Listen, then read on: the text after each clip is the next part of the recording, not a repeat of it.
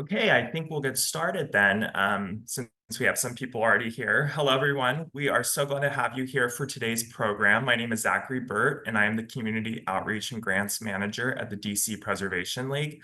I am joined today by our wonderful presenter, Heather McMahon, and by my coworker, Shay Corey, who is running a live stream on Facebook. For those of you who may be new to DCPL, we are Washington, D.C.'s citywide nonprofit founded in 1971 that is dedicated to preserving, protecting, and enhancing the historic built environment of the nation's capital. I have a few things to go over before we get started. First, I'd like to start by taking a moment to acknowledge some of DCPL's top sponsors, whose annual financial support helps underwrite free programs like this one today. They are the DC Commission on the Arts and Humanities, QTAC Rock, Douglas Development Corporation, Atlantic Refinishing and Restoration, Antunovich Associates, Beyer Binder Bell, EHT Traceries Inc., and KCE Structural Engineers. Thank you all for your dedication to historic preservation in DC. Moving on, we have a few notes on how today's webinar will run. If you have a question, please use the Q&A box found at the bottom of your screen to ask any questions, and we will go through them towards the end of the program. The chat will not be available during today's webinar, but will be open for the discussion period.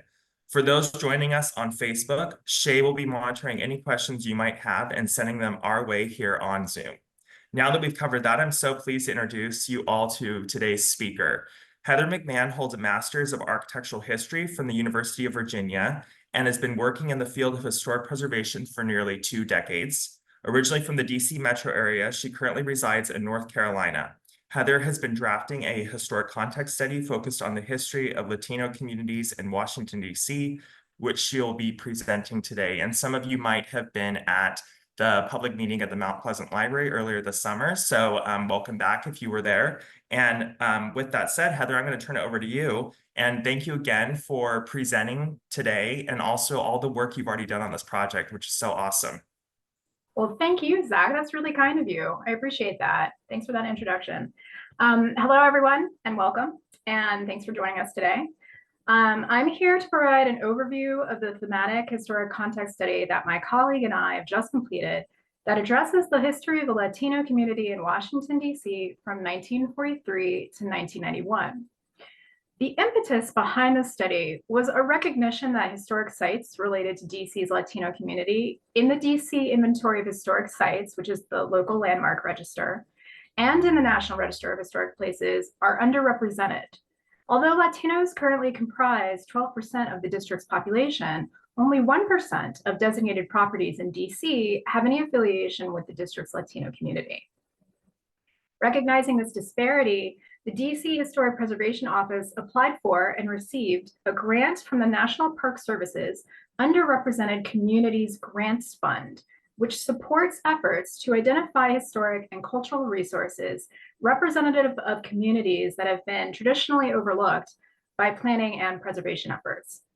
So funded with this grant, this historic context study is intended to identify sites in DC related to the Latino community, highlight important related themes, and ultimately facilitate the future evaluation of Latino-affiliated sites for historic preservation purposes.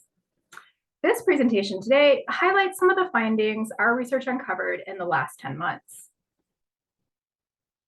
All right, so my partner for this project was Maria Sanchez-Carlo, who unfortunately couldn't join us today. Maria and I spent 3 months delving into the scholarship addressing the historic Latinos living in DC during our time frame, 1943 to 1991. We consulted scores of books and journal articles, newspaper articles, website content, films and videos, photographs, maps, all sorts of sources, and oral histories. We also, I would say oral histories were the most rich sources that we consulted, and we also conducted our own interviews. So within 2 months, we collected 11 oral histories with locals associated with the city's Latino community in some way. And their insight into spaces and places significant to the historic Latino community of DC was really invaluable. At the same time, we identified 90 extant and 5 lost buildings, sites, structures, and objects that we believe have significance for DC's historic Latino community. The building typologies can range from anything from vernacular commercial structures to monumental government edifices. So the list that we compiled helped inform the thematic organization of the historic context study, which is basically broken up chronologically and then broken up thematically by themes such as employment and commerce, or sites of work and business, religion and education, such as churches and schools, arts, media, and leisure, which runs the gamut from cinemas and museums to parks and public art, health and social services like clinics and social welfare agencies, housing and gentrification, which looks at housing such as apartment buildings, single family detached houses, row houses, and neighborhoods and how they shifted over time, and politics, governance, and economic development, including embassies, police stations, municipal offices. Because the temporal scope was limited to 5 decades in the mid to late 20th century, the majority of sites and buildings we identified as significant to DC's historic Latino community lie in wards 1 and 2, largely centered in the city's northwest neighborhoods of DuPont Circle, Adams Morgan, Mount Pleasant, and Columbia Heights. Let me state clearly now that Latinos and Latinas have always worked, lived, and played in all areas of the district and in its suburbs in Virginia and Maryland. What I'm describing in this presentation is a general trend, and like any trend, there are exceptions to the rule. In the early years of this time frame, many Latinos were associated with embassies and tended to live close by in DuPont Circle and Adams Morgan. But Afro-Latinos, for instance, predominantly settled in established African-American neighborhoods throughout the city. And in many ways, race played a larger role than shared language in where Latino immigrants settled. As time went on, Latinos spread deeper into Adams Morgan and Mount Pleasant, and what was called the barrio in the 1970s to the 1980s were really these two neighborhoods that are now quite distinct, but were less so at that time. By the 1980s, housing needs pushed Latinos into the western edges of Columbia Heights and the southern reaches of Petworth and Ward 4. By the 1990s and 2000s, rising market values pushed the community farther into wards 4 through 6 and into the suburbs, so that the center, the barrio, does not hold as it once did. Today, the residential Latino community is much more dispersed than it historically was. But Latino commercial businesses are still concentrated in Adams Morgan and Mount Pleasant.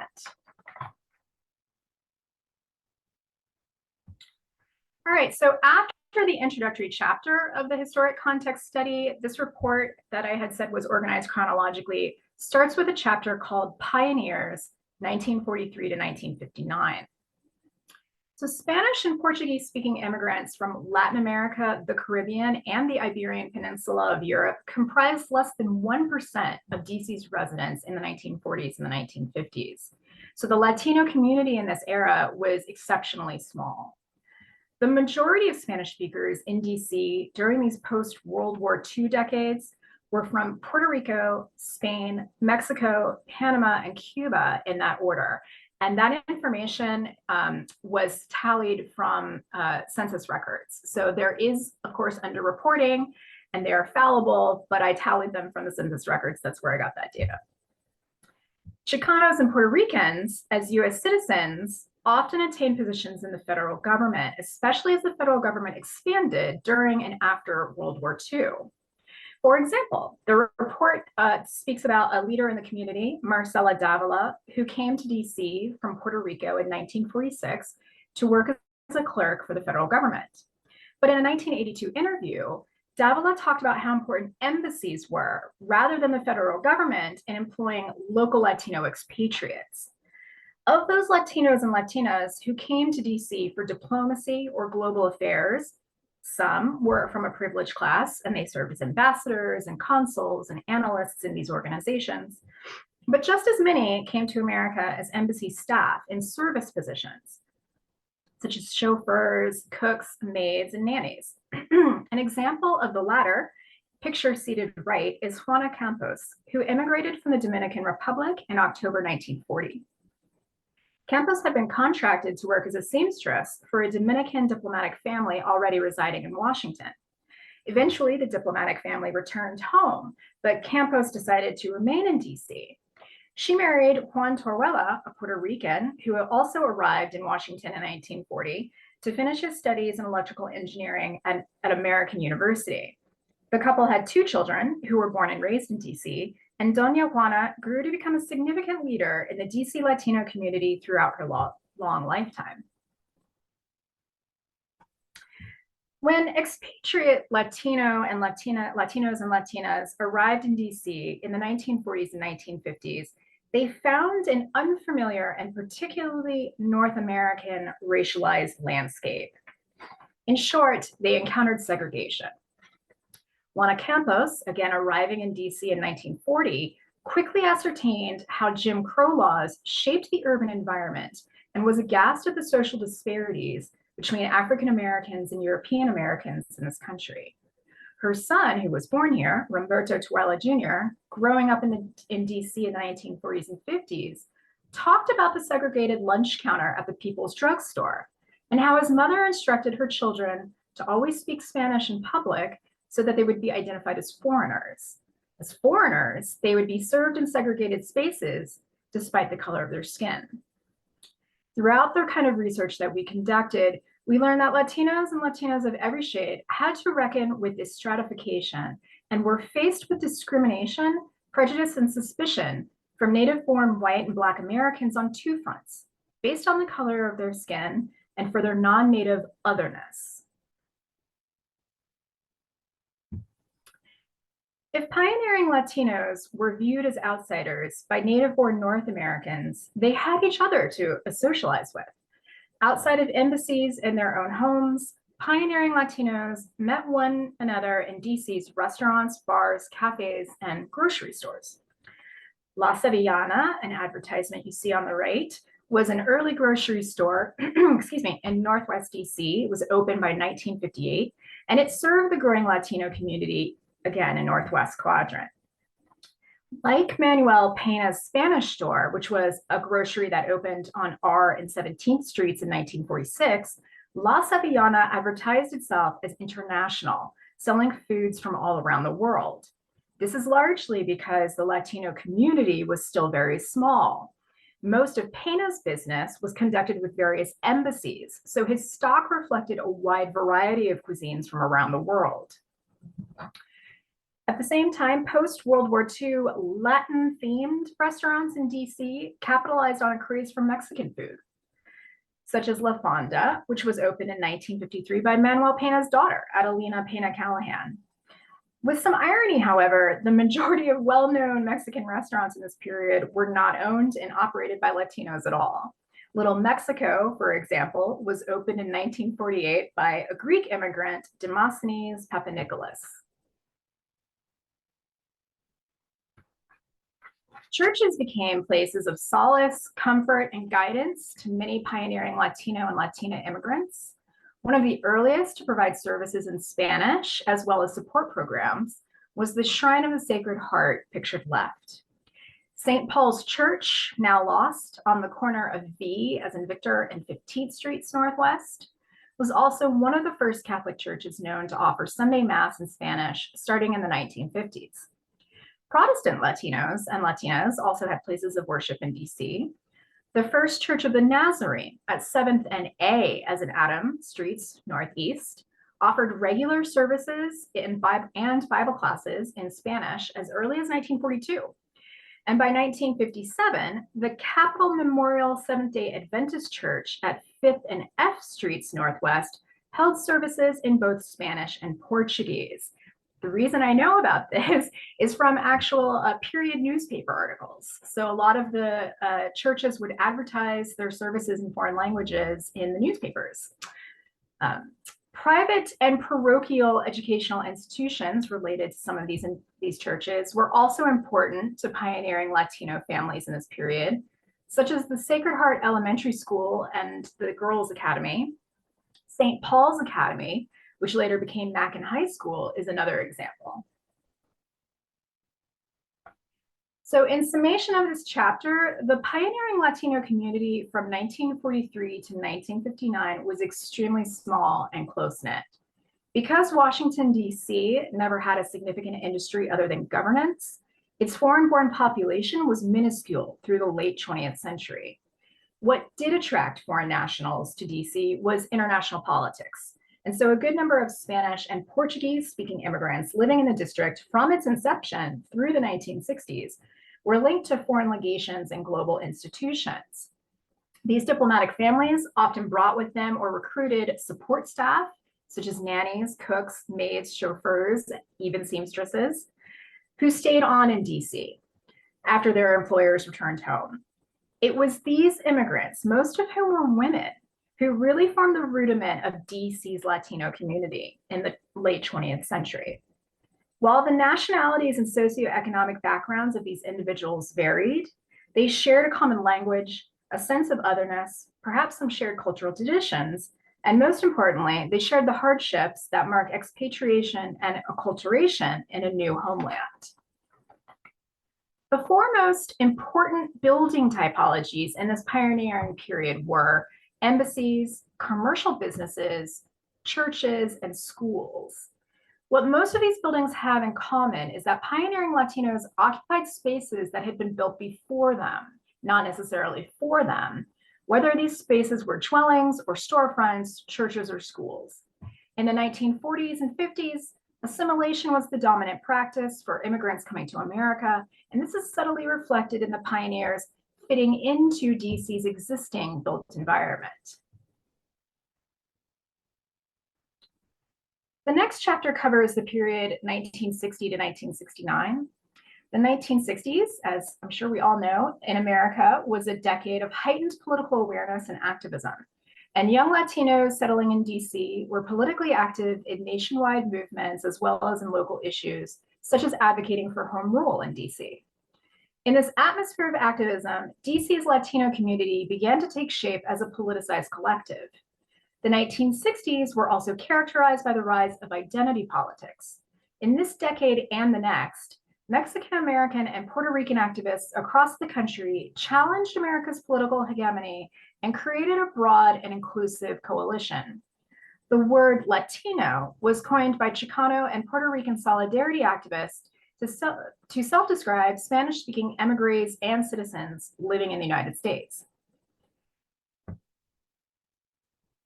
Meanwhile, the civil rights movement was dealt a devastating blow with the assassination of Dr. Martin Luther King Jr. on April 4th, 1968. DC went up in flames, especially around the 14th Street corridor, with 4 days of rioting following his murder. These riots and another small riot at the brand new Lincoln Junior High School in September of 1968 between African American and Latino students had direct bearing on the growing Latino population in Northwest DC. The school riots encouraged Gary Garber, a Chicano boxer and a University of Maryland graduate, to tap Panamanian-born Arturo Griffiths, who we interviewed for this project, to join him in community-building efforts through DC's Department of Parks and Recreation's Roving Leader program. Garber and Griffiths, with the assistance of Roberto Baquerizzo, applied for funding to start one of the earliest and most important organizations focusing on empowering Latino youth, the Latin American Youth Center, or LAYC. The early 1960s acted as a sort of tipping point in which Latinos in Northwest DC became a critical mass observed and acknowledged by persons outside of their own community. When the Barney Neighborhood House, a social welfare service, moved to Mount Pleasant in 1960, they served a predominantly African-American base. But by 1963, most of the families they served in the neighborhood were Latino. 1962 appears to have been this watershed year for DC's Latino community, as it also marked the opening of Casa de Lene, which is considered the first true bodega, carrying primarily Latin American products. Its position on Mount Pleasant Street also signaled the rise of that neighborhood as a new node in the Latino barrio, which had spread north from DuPont Circle and Adams Morgan. While Casa de Linea was opened by a Puerto Rican and Dominican couple, the surge of Cuban emigres following the Cuban Revolution and Fidel Castro's rise to power in 1959 is reflected in 3 Cuban businesses that opened before 1965. Bazaar Nelly, which was another bodega, and 2 Cuban restaurants, El Caribe and Omega. Bodegas and restaurants continue to be the most viable outlet for Latino entrepreneurship in this period. Churches and schools also continue to be important institutions in this period for the expatriate Latino community, but an organizational typology emerged in the 1960s that would become a more formidable agent for Latino empowerment in the next decade, and that's the social service agency. The Spanish Catholic Center, opened by the Archdiocese of Washington in 1967, is considered the earliest social welfare agency to provide services that were tailored to DC's Latino community. It offered English as a second language courses and other services meant to assist new arrivals with integration into American life. In 1968, the National Capital Presbytery gave its vacated property on Irving and 15th Streets Northwest to the Reverend Antonio Welty, who opened the Church of the Good Shepherd. By 1970, Welty would allow various social and educational agencies to occupy the large premises, which would become known as the Woodrow Wilson Center, or Wilson Center for short. Now, the importance of the Wilson Center cannot be emphasized more. For many, it served as the heart of the historic Latino community. So a new building typology emerged in this period that had significance for the growing Latino community: cinemas. As early as 1960, Spanish language films were shown in the Colony Theater on Georgia Avenue, which was an art house theater that showed foreign films in other languages. From this ad, you can see that they were also showing German language films. So they showed various types of foreign language films. But circa 1962, Carlos Rosario, a Puerto Rican who had come to DC in the 1950s to work for the Federal Health Department, started renting the auditorium at the Colony Theater to show family-friendly Spanish language films and to hold meetings for DC's growing Latino community. Other theaters also showed Cantinflas or Spanish language films, such as the Ontario Theater and the Ambassador Theater. The latter is now lost, both of which were on Columbia Road. Not only were these cinemas sites of leisure and entertainment, but they were important in growing a shared cultural identity among DC's diverse Spanish-speaking population. And interviewees remember these spaces with fondness and nostalgia that underscores their significance in collective memory. The 1960s were also notable for the Latino community in that it received its first dedicated Spanish language radio station, WFAN, which operated at the call number 100.3 FM. When WFAN was shuttered in 1978, local activists decried the closure of the, quote, only Spanish language radio station linking the Latin immigrant community to its roots with words and music, end quote. The importance of radio was underscored by the head of a coalition attempting to save Spanish language programming at WFAN, who stated that the loss of Spanish language programming was, quote, a matter of survival as a community that would affect 150,000 people, many of whom are illiterate, and the radio is their only vehicle of communication, end quote. Carlos Rosario, we mentioned last slide, rose to be a prominent leader in DC's Latino community in the 1960s and was instrumental in the establishment of a few social welfare agencies that focused on the needs of that growing community as well. But he was most successful in lobbying Mayor Washington to create the 15-member Spanish Community Advisory Committee within the DC Office of Human Relations. The committee focused on economic and social improvement, advocating for city and federal funds for poverty assistance, job training, language services, healthcare, and legal aid. And its situation within a local government office gave it a voice that had theretofore been absent. The committee also forged coalitions with African-American activists to fight for common causes. Leaders like Rosario, having lived through the civil rights movement of the 50s and 60s, appropriated methods of organizing and direct action to advance the nascent Latino community's political agenda. In short, the Latino community in DC became politically active in the 60s and began to organize as a polity by the end of the decade, a trend that would expand with the growth of by Latinos for Latinos service agencies in the 1970s.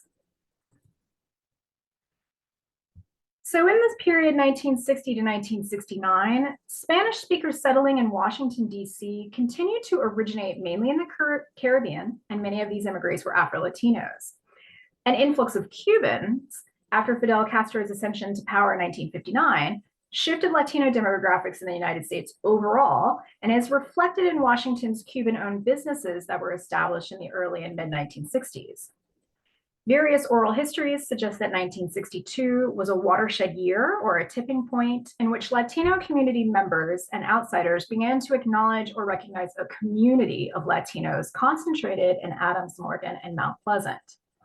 But what really forged a common Latino identity among the very diverse Spanish speakers in DC was the early institution building events that took place in the 1960s atmosphere of social activism and civil rights. While the four most important building typologies in the earlier pioneering period had been embassies, commercial businesses, churches, and schools, in this period of activism and community cohesion, one could add cinemas, parks, apartment buildings, and the offices of social service organizations and relevant governmental agencies. As in the previous period, the retail businesses and offices of government and other organizations occupied converted dwellings or the storefronts of mixed-use row houses built in the late 19th or 20th centuries, or early 20th centuries. The churches, cinemas, and apartment buildings named in this chapter were also existing prior to 1960 and had served varying populations before becoming associated with the nascent and growing Latino community in DC. So in essence, DC's Latinos and Latinas were still occupying spaces that predated their arrival and were concentrated still in the city's northwest quadrant. So the next chapter discusses community building through community action, 1970 to 1979. In his interview with us, Pepe Gonzalez stressed that DC's Latino community was still very small in comparison to the district's total population and tightly knit through 1979. The vast majority of the new arrivals from the 1940s to the 1960s had sponsors, work visas, and jobs in hand when they arrived in DC. Latinas in particular were heavily recruited to come to DC as domestic laborers. This started to shift in the 1970s as more emigres came from South and Central America, fleeing political oppression and violence in their home countries. With these new arrivals came a heightened political activism, especially political activism through the arts. Latino arts and culture flourished in DC in the 1970s, and its manifestations took many forms. El Centro de Arte was a loose collective of mostly South American emigres who largely voiced their opposition to political events happening in their homelands and in their adopted country through mural painting. Although the murals movement in DC would reach a crescendo in later decades, it had its genesis in the 1970s. In DC, only one mural survives from this decade. Pictured on the left, it was painted by Caco Salazar, a Chilean immigrant, and Felipe Martinez in 1977. And it was later titled, Un pueblo sin morales es un pueblo desmoralizado. That's a hard one for me. That's a witty play on words. I mean, it translates to a town without murals as a mural-less town, but the word desmoralizado sounds very similar to demoralized in the English language. The imagery of it depicts American capitalism's interventions on foreign shores, and it was an overt political statement.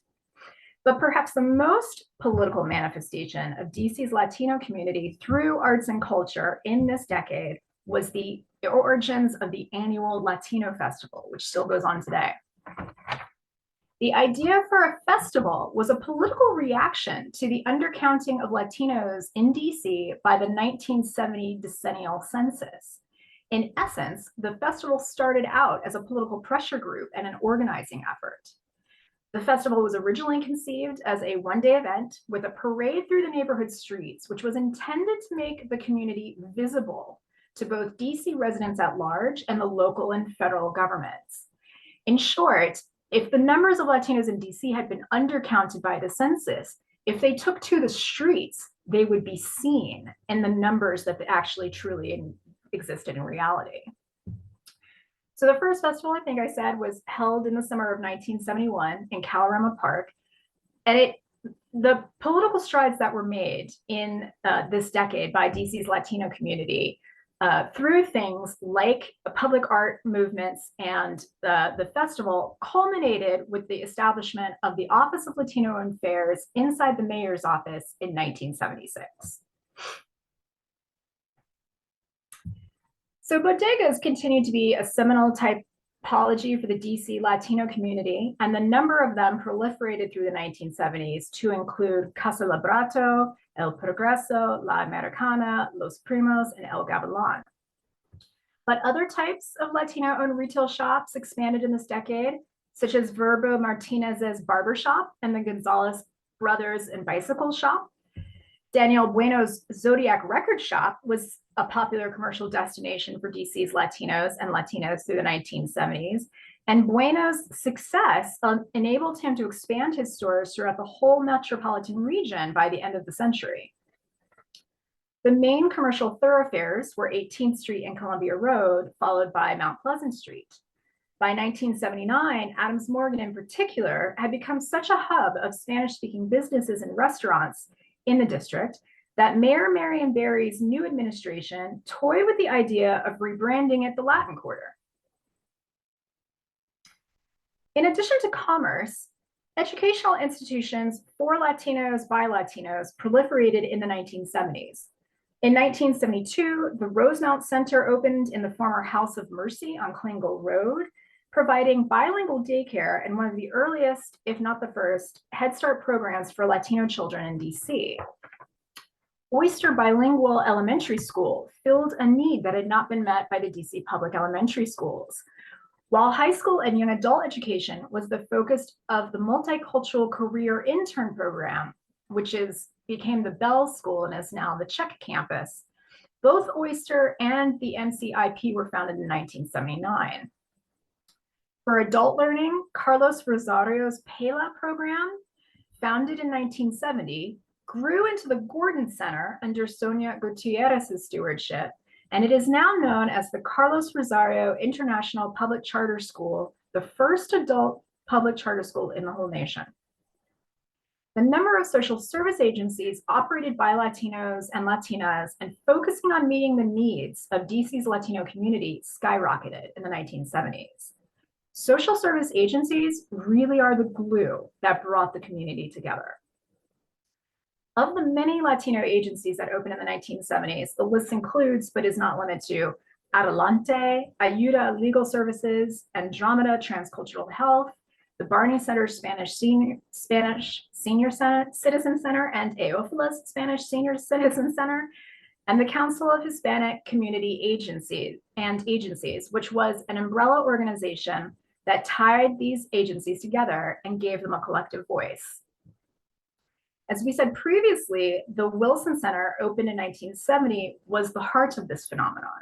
Several agencies and organizations had offices in its complex, revolving through time, including Carlos Rosario's PELA, which was an educational agency, Catalanca, the SED Center, which was a language and education center, the Columbia Road Children's Center, El Centro de Arte, the Adelante Advocacy Center, Epica, which was a theologic religious organization, and the LAYC, the Latin American Youth Center.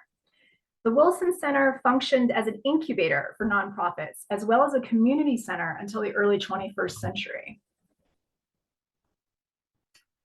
All right, one of the major issues DC's Latino and African American communities faced in the 1970s was the steady decline of affordable housing. I mean, I would say that's still an issue we all face today. For several years after the 1968 riots, the housing and commercial real estate market in the near Northwest had been depressed. So the real estate became cheap. It attracted new arrivals who didn't have very much means and who could afford the affordable housing and even commercial spaces in Adams Morgan and Mount Pleasant. But the reverse of white flight and a rebounding economy in the 1970s combined to raise property values and to displace low-income families, many of whom were immigrants. Grassroots organizations led protests that resulted in DC's local government passing a number of resolutions in the late 70s and early 1980s and acts to stem the tide of gentrification and displacement, such as rent control or a tenant's right for first purchase. One of the most publicized housing battles in Mount Pleasant was over the Kennesaw apartment house in 1978. By that point, the 1909 Beaux-Arts building had fallen into a state of disrepair, and the owner decided to sell the property. The residents received eviction notices, but decided to fight the decision. They formed one of the first cooperatives in DC and reached out to local activists to help them achieve their goal of purchasing the property from the landowner. With financial assistance from the DC government, the tenants were able to purchase the building and set a standard for a number of apartment buildings in Mount Pleasant to convert into cooperatives in the 1980s.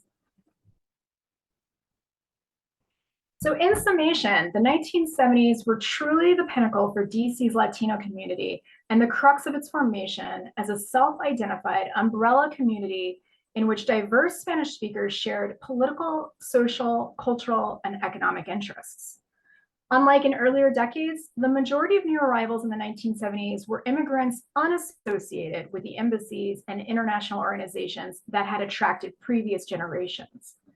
A substantial number came from South and Central America, fleeing repressive regimes and violence, but they were not refugees in the legal sense of the word. Many of the South Americans that settled in DC came from educated middle-class backgrounds, and these Latinos inspired a political arts movement as manifested in El Centro de Arte, the Gala Hispanic Theater, and the murals movement that thrived into the 1990s.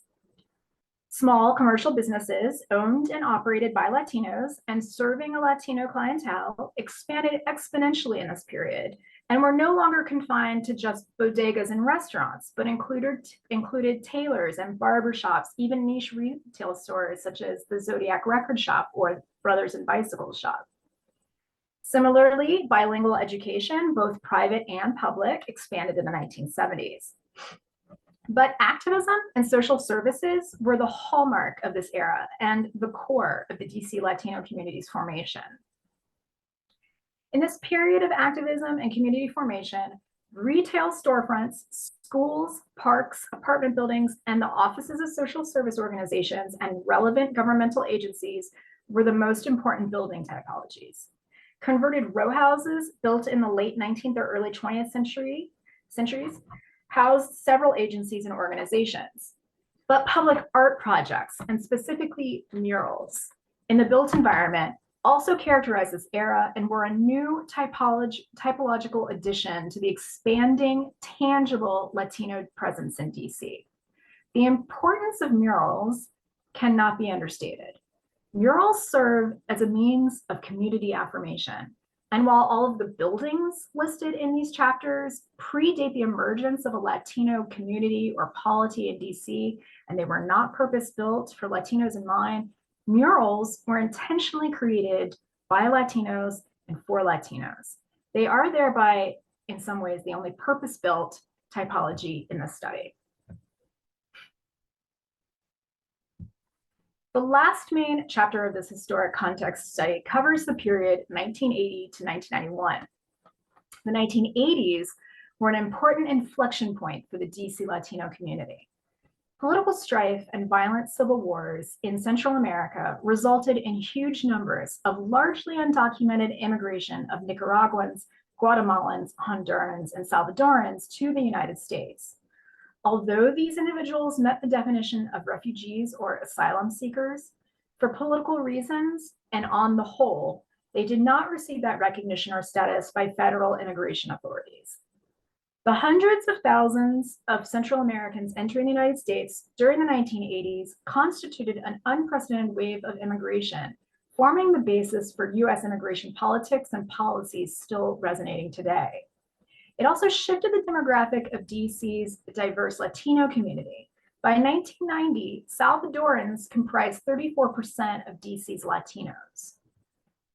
This demographic shift paved the way for a change in leadership from what members of the community have called the old guard, which was largely based on community leaders who originated in the Caribbean, to the new guard, representing the growing number of Salvadorans in DC. One of the more fundamental events that happened in this period is the Mount Pleasant Uprising, or riots, that occurred in early May of 1991. Several factors that played at both the national and local levels coalesced to make new arrivals to DC in this period feel disenfranchised, ignored, and unwelcome.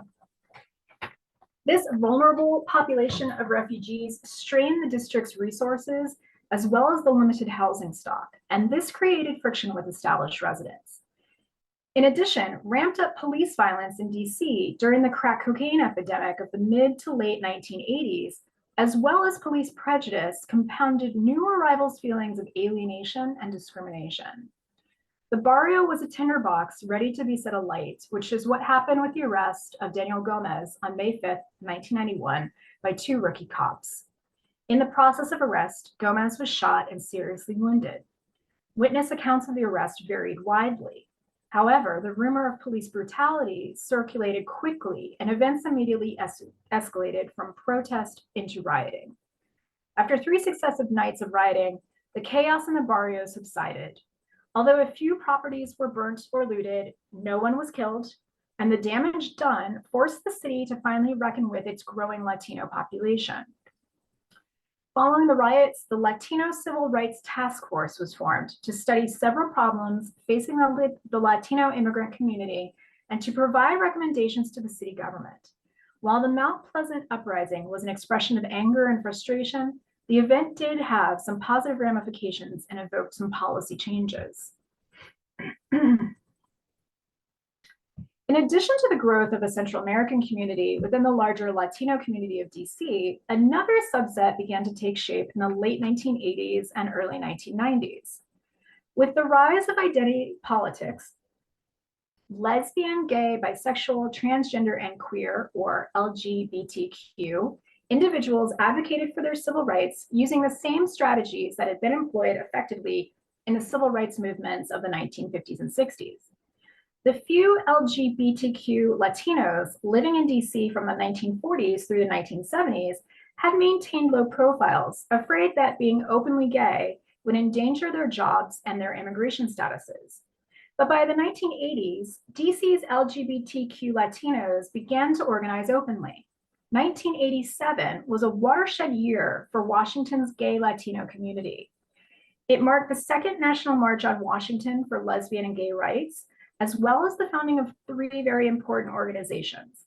Salud Incorporated, which was a health clinic focusing on serving gay individuals, Enlace, a local advocacy group, and National Llego, a national advocacy and rights organization for gay Latino Americans. As in any era, the rise in a demographic is signaled by the rise in businesses that cater to those groups.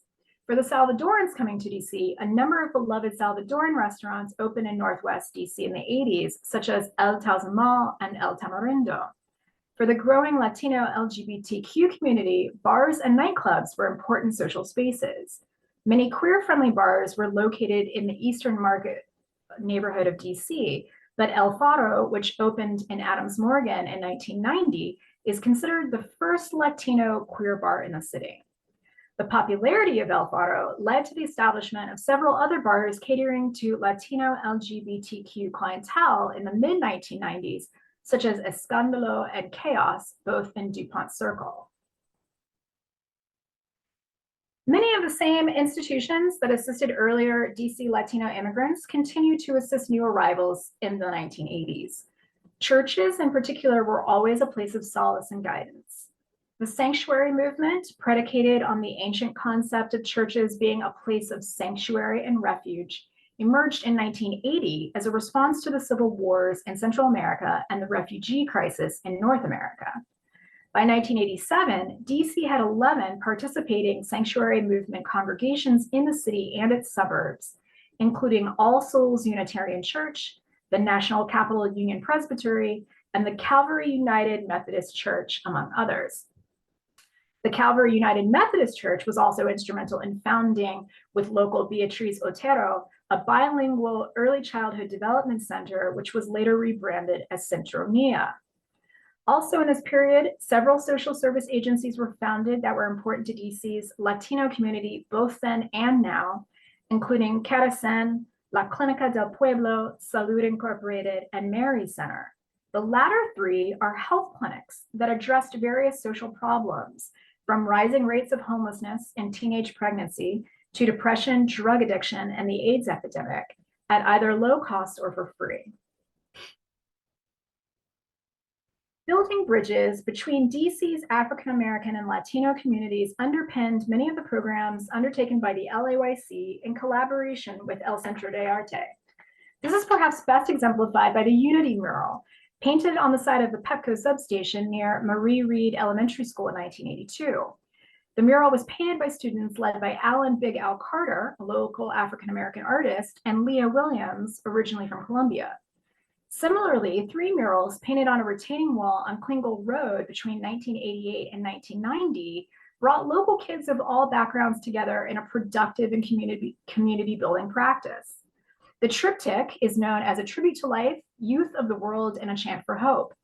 These murals, which are below the Rosemont Center, are considered a visual gateway to the historic barrio from Adams Mill Road, and were a collaboration between the LAYC and El Centro de Arte.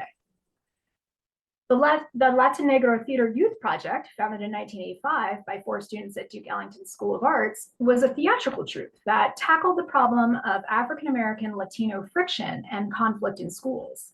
Salvadorans Enrique or Kike Aviles and Mario Gonzalez partnered with native-born Michelle Banks and Valerie Peak to create a political collaborative that used theater as a means to explore use of identity and race, as well as acculturation. In summation, the 1980s posed several challenges for Latinos living in Washington, D.C. In the United States, economic recessions flanked the decade, in the middle of which was a period of economic prosperity that fostered gentrification across the district, exacerbating displacement in DC's oldest urban neighborhoods and creating an affordable housing crisis. A crack cocaine epidemic swept the nation and pummeled DC in the late 1980s, leading to years of heightened violent crime and other social problems. Meanwhile, civil wars in Central America resulted in a mass terrestrial exodus and immigration across the United States' southern border. Thousands of new immigrants settled in Washington, D.C., putting additional pressures on DC's overburdened school, housing, and economic systems, and stretching the resources of a city undergoing an economic depression. Racial tensions simmered below the surface in this period, igniting with a perceived act of police brutality and exploding into the Mount Pleasant uprising and riots of May 5, 1991. Despite these challenges and impediments, DC's Latino community coalesced under common causes. As in the previous decade, Latino individuals rose into positions of leadership within their community by establishing social service and political advocacy organizations to help and support their peers. Although the barrio remained strongly Latino through the 1990s, filled with revolving waves of immigrants, the geographic center of the DC Latino community began to fray as early as 1980. By then, earlier waves of Latino immigrants who had established themselves economically had moved to the Virginia and Maryland suburbs. Gentrification placed increasing pressures on residents in the district, and those Latinos who did not flee to the suburbs either migrated northward along Georgia Avenue to neighborhoods such as Petworth, Brightwood, and Tacoma, or farther east into Columbia Heights. By the 1990s and 2000s, sociologists were well aware of a Latino dispersion throughout the entire and vast Washington metropolitan area and raised the question of whether a geographic center for a DC Latino community existed. In this period of evolution and dispersion, churches, offices, restaurants, and parks continue to be important spaces in the built environment for DC's Latino community. To that list should be added streets and other liminal spaces. For the Latino LGBTQ community, the 2 most important building typologies were bars or nightclubs and healthcare clinics. Lastly, murals proliferated in this period and are an important historic object on the built landscape. Unfortunately, the vast majority created in the 80s and 90s have already disappeared. Okay, thank you all for listening to my presentation. I am almost out of my voice. This, of course, was just meant to be a highlight of all of the information that is in what I think is a very comprehensive historical context study. And hopefully you have an understanding now of that study's organization and themes and focus content. And so I want to thank you again and turn it over to Zach. Thanks. Yeah, Heather, thank you so much. That was really fantastic. And as you said, very comprehensive, but so interesting too. And also the thing I like about it a lot is it really shows the importance of recent history, which in preservation, we tend to not focus as much on recent history, especially because of the so-called 50-year rule with the National Register. But I love how this goes up until 1991. So with that said, if you have any questions, please add them into the Q&A or the chat. But we already have a few. So we'll start with the first one. What were some of the primary challenges you faced in completing this research? Thank you. That's a great question. The biggest challenge was that this community has been overlooked. And so the documentation was thin. We were helped by Mariana Barros Tias, who is an archivist at the Kiplinger Library and the DC History Center. She's created a really great list of resources that local repositories hold on studies of the Latino community in DC. So she's done a great job of coalescing what information is out there, but the information is thin. And yeah, so that's why we relied largely on oral histories and we conducted our own oral interviews, because I think the best information we got was from speaking to people who lived in DC and were members of this community in the time period. Yeah, and that kind of circles back to what I was saying earlier about recent history is, you would think more recent would be easier to come upon, but it's actually can be really challenging. Sometimes it can be easier finding a historic newspaper from 1900 than necessarily from something from like 1985, right? And I think that you're right. That's where the oral history comes in. Okay, another question we had was, are there other examples of Latino history sites in DC and also around the country? And I also want to add on to this question, not to make it too complex, but one thing I was thinking about was when you were doing this research, was there any other comparative research you had looked at in other cities, say like Chicago or New York, where some of their research methods or some of the historic sites that have been documented helped inform the work here in DC? Oh, I feel like now I've missed this great opportunity to be a better scholar than I am because I did, Zach. I mean, Not at all, not at all. right? To look into other cities and how they've tackled the question of ethnographic tours through their cities. I didn't. And I think it was a somewhat useful source that I used was the National Park Service produces thematic studies.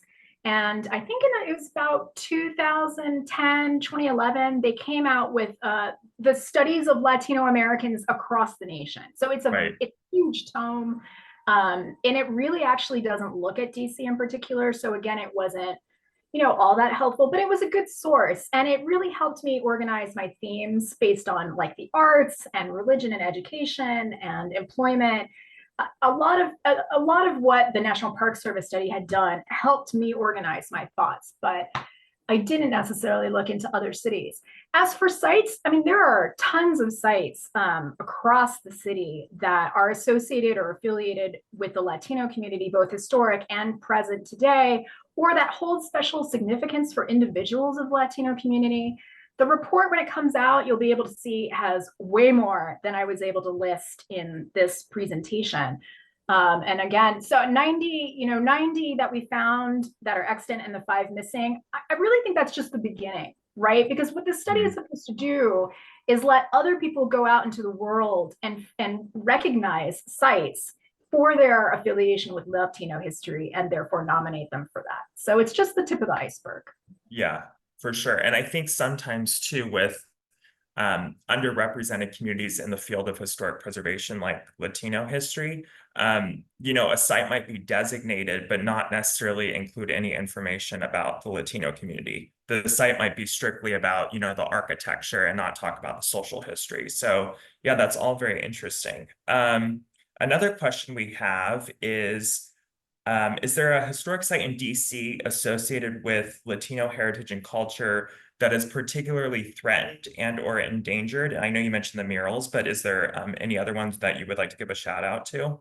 I mean, the first one that comes to mind is the Unity mural on the Pepco substation at close to Marie Reed. But I don't off the cuff know of any other building that's threatened right now. I think murals, by their very complicated essence of being a painting on a building and the building not owned by the painter who painted it, tend to be the most threatened because it's a liminal gray space of ownership and stewardship.